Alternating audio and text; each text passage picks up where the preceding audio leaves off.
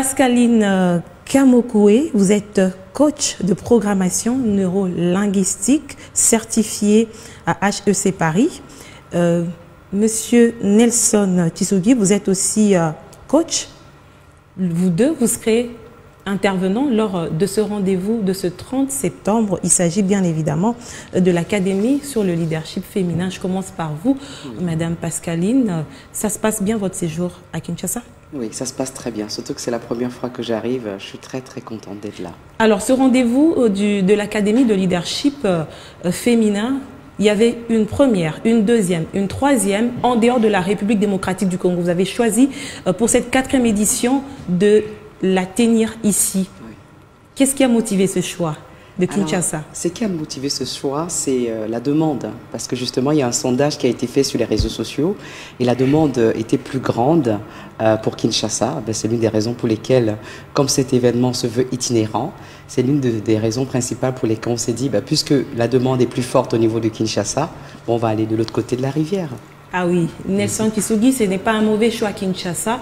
Les 3 premières éditions, est-ce que vous avez eu les résultats attendus? Oui, nous avons eu des résultats attendus. L'Académie du leadership, c'est toute une plateforme. Et il y a des vies qui sont transformées, qui sont impactées pour chaque édition. Et moi-même, puisque j'ai eu la chance d'avoir participé à 3 autres éditions avant, ma propre vie, elle est transformée au contact de toutes les personnes que l'on rencontre. Donc vous-même, coach, vous avez en même temps besoin aussi d'être transformé Bien sûr, en permanence. Le contact avec toutes les autres personnes qui viennent, ces femmes, elles ont un parcours de vie. Elles ont une histoire, elles aussi. C'est forcément cet impact, c'est ce rassemblement-là, ça fait que vous-même, en tant que coach, vous êtes aussi transformé. Mais on a vu que c'est un choix assez zébré. Il y a des hommes et des femmes comme intervenants, alors qu'on parle essentiellement des femmes. Quel est l'objectif que vous voulez atteindre? C'est très simple. La question du genre pour la Fondation Songas, ce n'est pas une question qui ne toucherait que les femmes.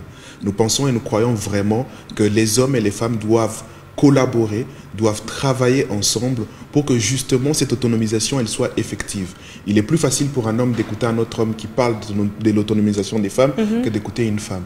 Il est plus facile pour une femme d'écouter une autre femme qui en parle qu'un homme.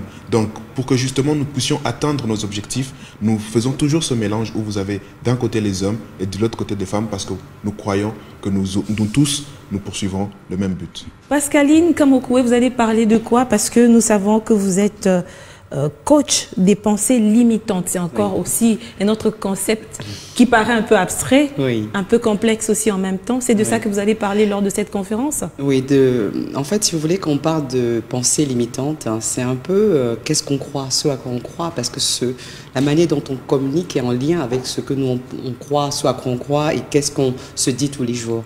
Donc pendant cette 2e journée, c'est là où je vais intervenir. Le 1er octobre. Le 1er octobre, justement, c'est là où j'interviens parce qu'en fait, le 30, il y a déjà il y a le thème sur l'entrepreneuriat et le 2e jour, c'est le thème sur le développement personnel.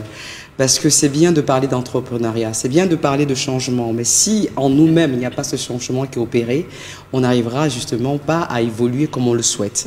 Donc moi, mon expertise, ce sont les croyances limitantes, parce que je me dis, si on se sent capable de réaliser des choses, alors on pourra aller faire bouger des montagnes.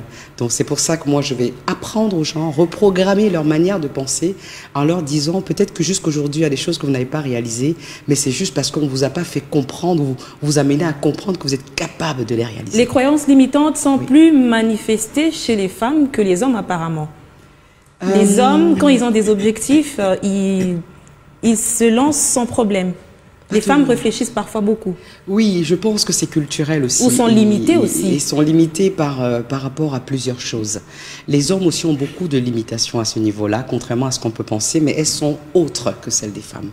Une femme, par exemple, elle a été programmée, je dirais même formatée, pour ne pas toujours avoir de grandes ambitions. Ça, ce ne sera pas le problème de l'homme qui, lui, déjà dans le foyer ou depuis son enfance, est programmé pour être le chef de famille, pour aller gagner de l'argent pour la famille, alors que la femme, elle sait qu'elle est programmée pour être une bonne mère, une bonne épouse. Donc, ils n'auront pas du tout les mêmes... Il n'y a pas de notion de leadership dans tout ça? Ça joue en fait, ça joue parce qu'en fait je pense que le leadership, on peut le répartir d'une certaine façon. La femme, son leadership, c'est comment est-ce qu'elle gère sa maison, comment est-ce qu'elle gère sa famille. D'accord. L'homme aussi, il aura cette pression, mais sa pression sera, il faudrait qu'il réussisse sur le plan professionnel pour pouvoir bien s'occuper de sa famille. Alors, donc voilà. Donc, Monsieur Nelson Tshisugui, on va bientôt finir. Vous travaillez plus sur les développements personnels. Et cette conférence, vous avez en fait choisi de parler aux femmes pour les booster.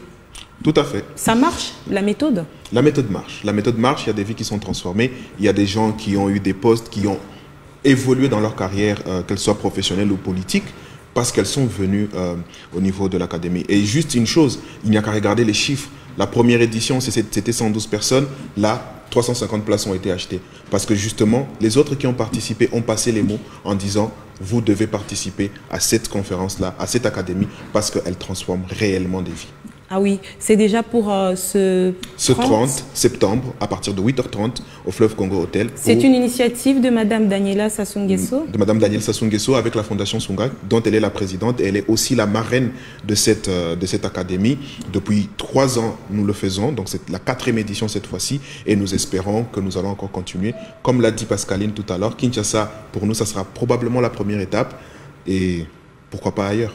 Alors vous invitez ceux qui nous suivent à venir participer. Mais apparemment, les guichets sont déjà fermés. Ils sont fermés, mais on ne sait jamais. C'est vrai qu'à ce jour, on est complet, on est vraiment complet. Mais bon, vous savez, il y a des personnes qui peuvent avoir un empêchement. Tentez votre chance, peut-être que vous aurez la possibilité d'avoir une place. Ah oui, la prochaine édition, on sait déjà où ça va se tenir? On va déjà commencer celle-là. On va déjà commencer par celle-là et puis nous verrons. Merci d'avoir répondu à nos questions. Je rappelle que vous êtes coach. Les 2 invités de ce jour, coach Pascaline Kamokoué et coach Nelson Tshisugui. Merci d'avoir répondu à nos questions. Merci à vous. Merci.